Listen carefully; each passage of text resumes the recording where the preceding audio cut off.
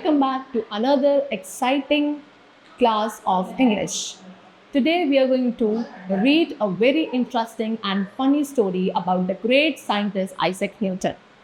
Did you know that even brilliant people can make some simple mistake? So in this chapter we will discover that how Newton's love for his two cats led to a very funny incident. Let's read the chapter and learn a very important lesson of thinking carefully no matter how intelligent we are. Okay, let's begin with it. Isaac Newton was a great mathematician and a scientist. He spent almost all of his time in his study room. He didn't like any noise or disturbance. Okay, Isaac Newton, कौन था Isaac Newton?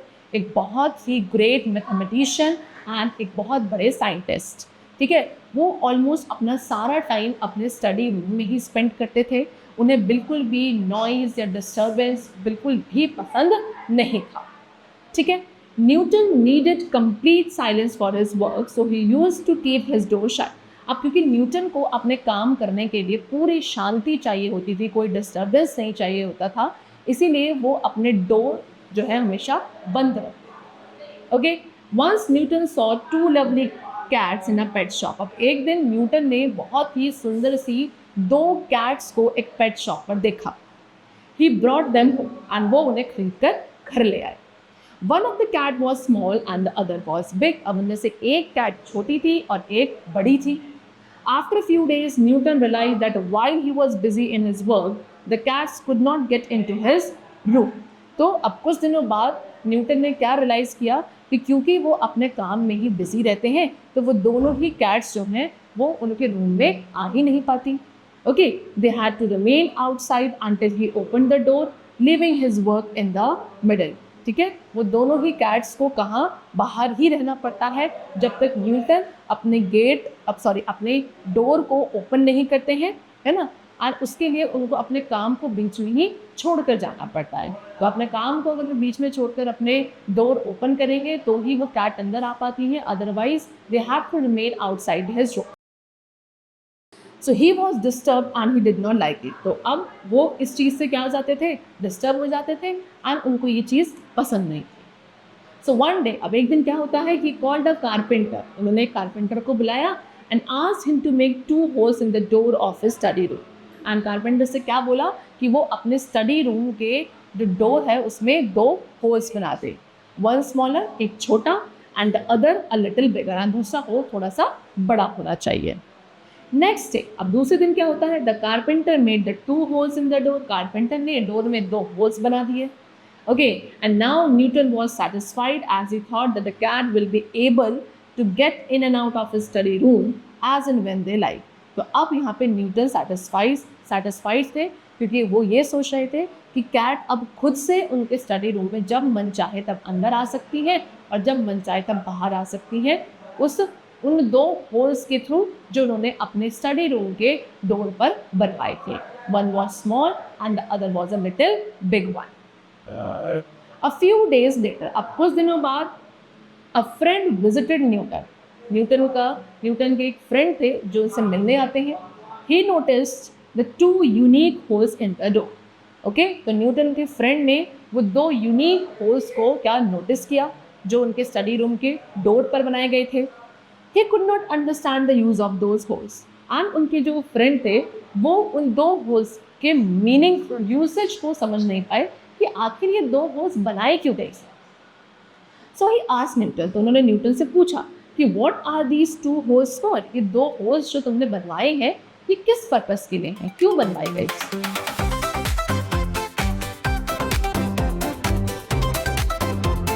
So now let's revise what we have discussed. Question 1, that why did Isaac Newton keep the door of his study room shut? Isaac Newton अपने study room के door को shut यानी कि बंद क्यों रखते थे. Option A, he wanted to keep his cat inside. Option B, he wanted complete silence for his work. Option C, he wanted to lock his book safely. And option D, he was repairing the room.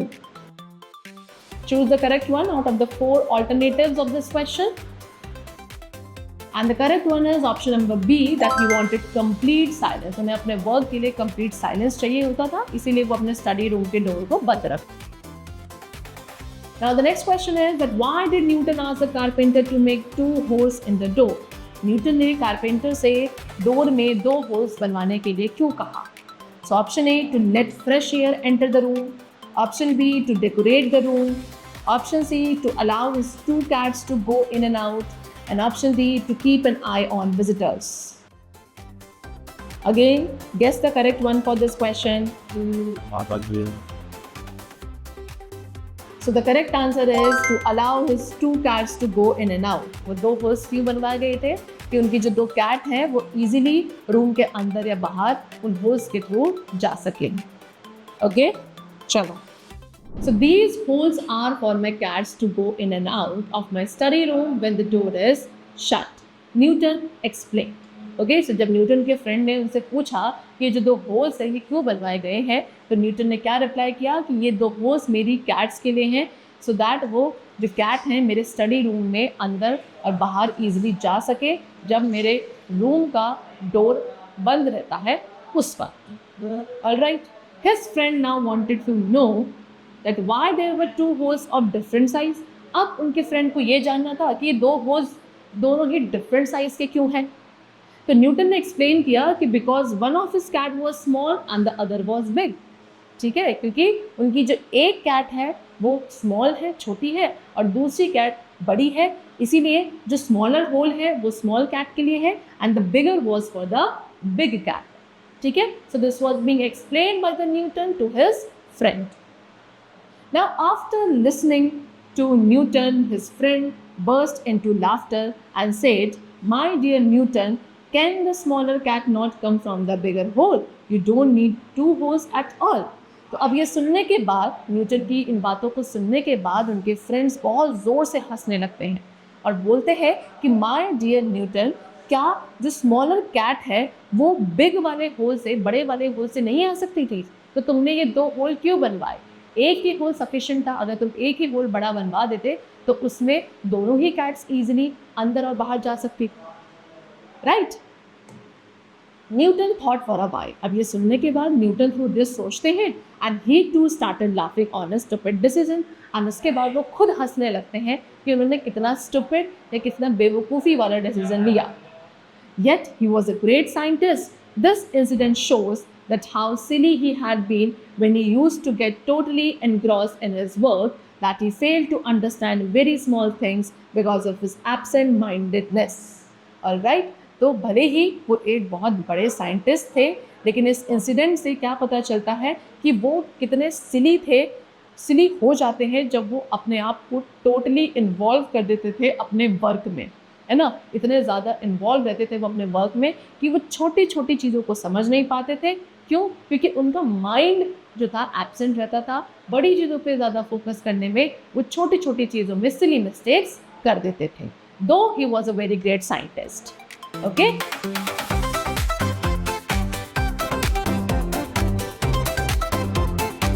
so now let's again recall the chapter till where we have discussed. The question is that why did Newton make 2 holes of different sizes? Newton ने different sizes के 2 holes क्यों बनवाए थे? Option A, one was for light and the other for air. Second, one was for the small cat and the other for the big cat. Third, one was for people and the other for cats. And D option, he wanted to decorate the door. So choose the correct one for this.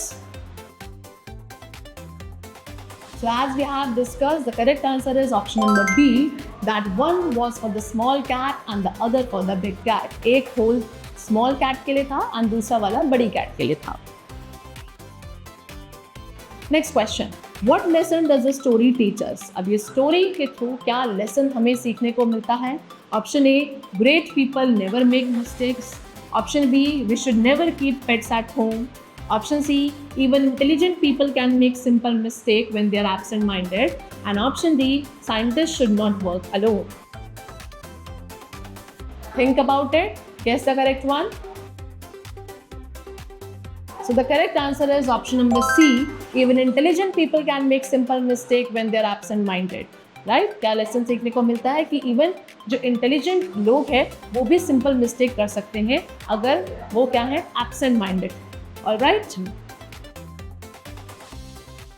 So well done students. Today we learned that although Isaac Newton was a great scientist, but he also made a simple mistake because he was deeply absorbed in his work. So the story teaches us that everyone can make mistakes and we should always think carefully before making decisions. Okay? So thank you for watching. I hope you must have understood the chapter carefully. Now let's meet in the next session with a very exciting story of English. Till then keep learning, keep smiling. Have a nice day.